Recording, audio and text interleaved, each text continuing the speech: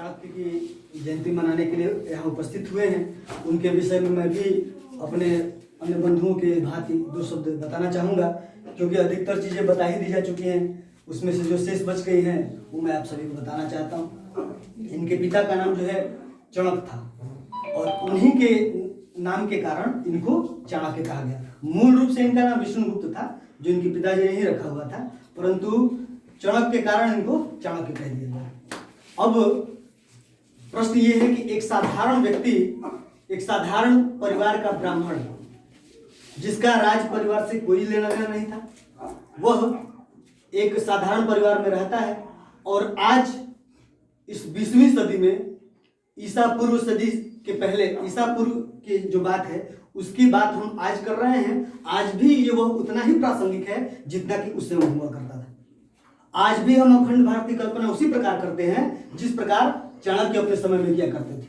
अंतर क्या हो गया है, आज हम इतने सक्षम हैं कि अखंड भारत की कल्पना करने के लिए एक युद्ध लड़ने की स्थिति में हैं, लड़ करके जीत सकते हैं, पाकिस्तान को, अफगानिस्तान को, बांग्लादेश जो भी है जीत सकते हैं। परंतु उस समय परिस्थिति क्या रही होगी जब एक व्यक्ति एक साधारण परिवार से रहा होगा, एक साधारण ब्राह्मण रहा होगा, जिस ब्राह्मण को राजनीति में आप केवल सलाहकार के रूप में जानते हैं। वह व्यक्ति किसी सलाहकार के भी पद पे नहीं था, एक सामान्य ब्राह्मण था। इनकी पूरी की पूरी शिक्षा दीक्षा तक्षशिला में भी हुई और तक्षशिला के ही जो तक्षशिला में विश्वविद्यालय था, जो कि वर्ल्ड का सबसे फेमस विश्वविद्यालय था उस समय का, उस समय माना जाता है कि 10,000 के आसपास उसमें विद्यार्थी पढ़ते थे पूरे विश्व से आकर के। वो बहुत ही विशाल उस समय की कल्पना थी, उन लोगों ने उसको साकार किया था और उसी में ये आचार्य थे। आचार्य होने के साथ साथ इन्होंने जब देखा कि सेल्यूकस, जो कि सिकंदर का ही एक सेनापति था, तो सिकंदर के नेतृत्व में सिकंदर विश्व विजय को चला था। आप सभी जानते हैं कि उसकी एक कल्पना थी कि मैं विश्व विजय को कर लूंगा, और उसी क्रम में वह ईरान से जीतते हुए, इराक के क्षेत्रों को जीतते हुए भारत में प्रवेश करता है।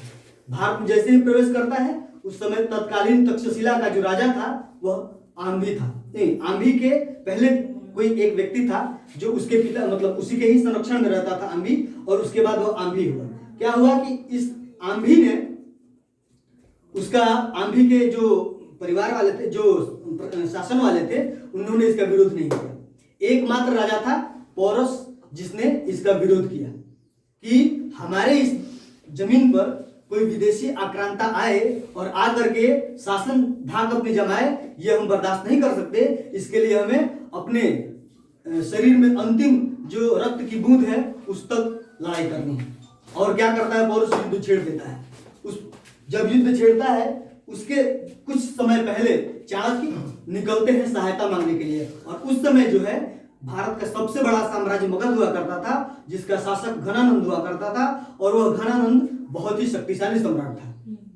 उसका जो फैलाव था वह बहुत ही बड़े क्षेत्रों में था। इसलिए उन्हें लगा कि यदि इस भारत में इसकी कोई रक्षा कर सकता है, इस भारत की रक्षा कोई कर सकता है, तो वह एकमात्र मगध सम्राट घनानंद है।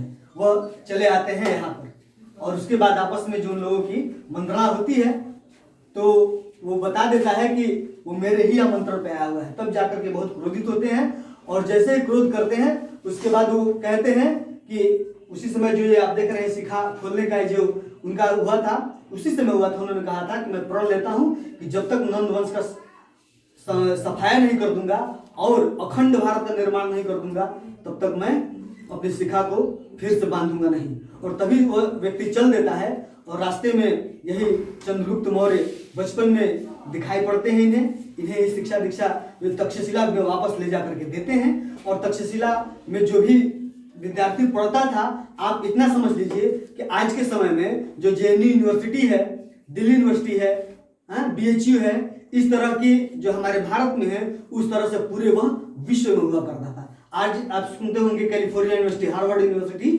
उस प्रकार के, इससे भी कहीं आगे, क्योंकि अन्य जगह कोई यूनिवर्सिटी नहीं होती। एक तक्षशिला था, इसमें जाकर उसकी एंट्री होती है, और एंट्री ऐसे नहीं होती है, किसी प्रकार का सोर्स नहीं, इनको परीक्षा देना पड़ता है, इनको क्वालिफाई करना पड़ता है, उसके बाद इनकी पढ़ाई होती है, और वहीं से इनका आपस का तादाद में बैठता है और आपस में लोग आगे बढ़ते हैं। और उसके बाद आप सबको पता है घनानंद ने महान जो मगध सम्राट था घनानंद, उस मगध राज्य को जीत करके और चंद्रगुप्त मौर्य के हाथों में सौंप दिया। चंद्रगुप्त मौर्य के हाथों में सौंपने के बाद चंद्रगुप्त मौर्य ने इनको अपना मुख्य मंत्री बनाया। इनका अपना कुछ सिद्धांत था, ये मुख्यतः 7 सिद्धांतों पे इनका मानना था कि राज्य कैसा होना चाहिए। इस विषय पे इनके 7 के आसपास सिद्धांत थे। इसमें इन्होंने मित्रों को, जो राजा के मित्र हैं, उनको इन्होंने कहा था कि राजा के जो मित्र हैं वे उसके कान होते हैं। क्योंकि यदि मित्र आपकी, देखिए कितनी सीख लेने वाली बात है, अगर मित्र आपकी सदैव बड़ाई ही करता रहेगा तो निश्चित रूप से आपकी कमियों को वह ध्यान नहीं दे रहा है, जिसके कारण आपका पतन हो सकता है। मैं समझता हूं आप लोग सभी इस बात से सहमत होंगे। लेकिन यदि मैं केवल आपकी बड़ाई करता रहूं, केवल बड़ाई करता रहूं, तो निश्चित रूप से कमियों को आप भूल जाएंगे और इसी में आप मगन हो जाएंगे। उसके बाद क्या होगा, आपके जो कान हैं जो सुनने के लिए थे वो बंद हो गए। समझते हैं, वो राज्य के जो प्रजा थी, प्रजा को अपने भुजा मानते थे कि जो अगर कोई व्यक्ति है इसकी 2 भुजाएं न हो तो वह पूरा का पूरा शरीर क्या होता है, एक तरह से आप कह सकते हैं पैरालाइज्ड हो जाता है। क्योंकि आप कोई सा भी काम करने के लिए या तो पैरों पर निर्भर हैं या तो और कोई आपके पास व्यवस्था नहीं है कि आप कर सकते हैं। इसके अतिरिक्त और भी बहुत सारे हैं, कुछ मुझे याद भी नहीं है क्योंकि मैंने 2-3 दिन पहले पढ़ा था, आज भी पढ़ा हूँ, तो बहुत सारी ऐसी चीजें हैं जो याद भी नहीं है। तो मैं आपको अभी बहुत सारे कार्यक्रम करवाने हैं, उनमें भी मैं बता सकता हूँ। फिलहाल मैं इस कार्यक्रम को ज्यादा विस्तारित न करते हुए 2 शब्द और बोलूंगा कि यदि इन्होंने अखंड भारत की कल्पना की थी तो यह अखंड भारत क्या था, मैं वास्तव में यहां पे आना चाहता हूं। यह अखंड भारत क्या है, उस समय जितने भी राज्य हुआ करते थे उनमें अपने राजा थे, वो अपना शासन करते थे। जैसे आप लोग सुने होंगे 16 महाजनपद हुआ करते थे उस समय भारत, अखंड भारत में, और सभी महाजनपदों के अलग अलग क्या थे, राजा थे। और इसी के कारण आपस में किसी प्रकार का कॉम्बिनेशन नहीं था, कोऑर्डिनेशन नहीं था, जिसके कारण एक राज्य पर यदि कोई विदेशी आक्रमण करता था तो दूसरा वाला उसका केवल आनंद लेता था कि चलो तुम्हारा तो नाश हो जाएगा। और इसी के कारण सिकंदर की एक सेना, विराट सेना आती है और पोरस को उस युद्ध में दुर्भाग्य से हरा देती है।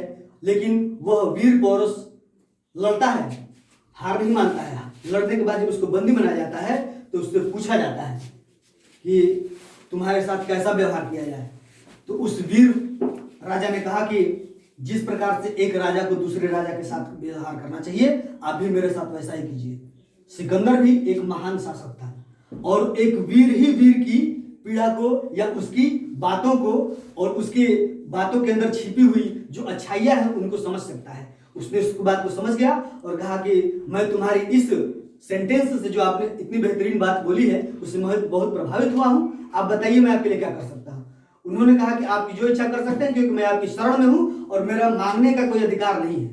हमारे यहाँ भारत में ऐसा, तो उसने क्या किया, उसके राज्य को वापस लौटा दिया और जैसे ही झेलम नदी के आगे बढ़ने की कोशिश करता है, वहां के चाणक्य जो है, इन्हीं के ही कुछ क्रियाकलापों के द्वारा, षड्यंत्रों के द्वारा वो डर जाता है और वहां के सैनिक डर जाते हैं। इसलिए वहां वो सैनिक मांग करते हैं कि अब हम यहाँ से आगे बढ़ने वाले नहीं हैं, हम वापस जाना चाहते हैं। और उसी बीच क्या होता है कि उसकी सेना चली जाती है, बीच में सिकंदर में बेबीलोन में उसकी मृत्यु हो जाती है। उसके अभी स्पष्ट कारण नहीं आ पाए हैं कि क्या हुआ है।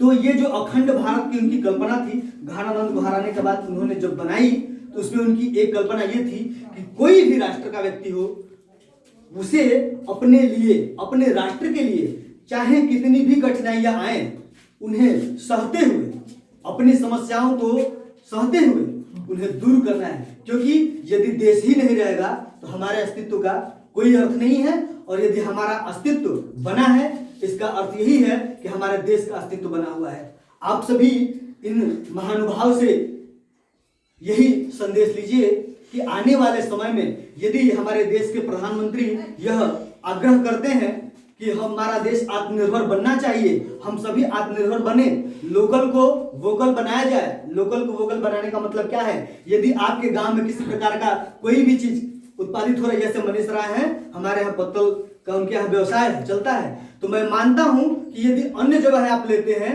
8 आने या 2 पैसे या 10 पैसे, यही अंतर होता है।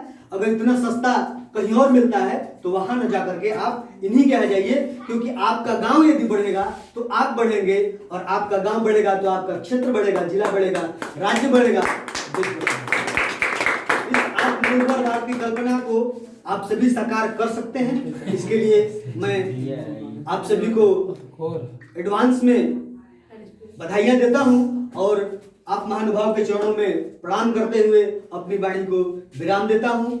और मैं चाहूंगा कि आप सभी अपने स्थान पर खड़े हो जाएं और राष्ट्रगान एक होना चाहिए।